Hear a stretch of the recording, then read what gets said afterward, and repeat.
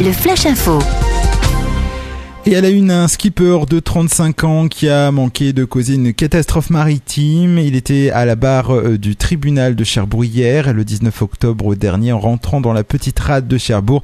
Il avait coupé la route au ferry Oscar Wilde avec à son bord 600 passagers. Le skipper inconscient qui a déjà 5 mentions à son casier judiciaire pour sa consommation d'alcool et de stupéfiants écope de 60 jours d'amende à 15 €. Chaque jour non payé se transformera en jour de prison ferme. Il devra aussi prendre à sa charge un stage de sensibilisation sur les dangers de la consommation de stupéfiants.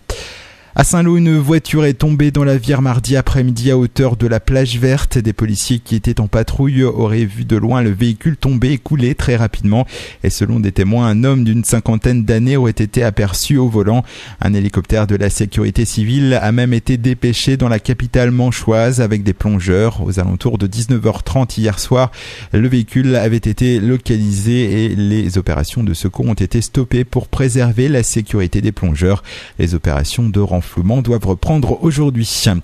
Politique, vendredi prochain, Bernard Cazeneuve, ancien député maire de Cherbourg et actuel ministre du budget du gouvernement Ayrault, sera de retour dans son fief du Cotentin pour remettre les insignes de la Légion d'honneur au sous-préfet Yves Husson, qui quittera bientôt ses fonctions et la Basse-Normandie pour devenir préfet hors cadre.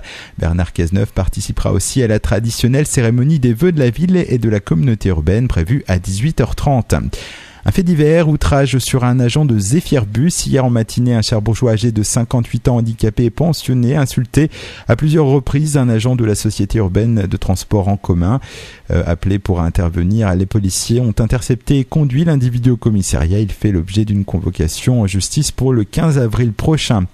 Et puis arguant une question de rentabilité, France Télécom a lancé une chasse aux cabines téléphoniques à travers la France. À Urville-Nacqueville, commune de 2300 habitants, la maire Yveline Druez ne l'entend pas de cette oreille et tient à conserver les 3 cabines téléphoniques présentes sur sa commune.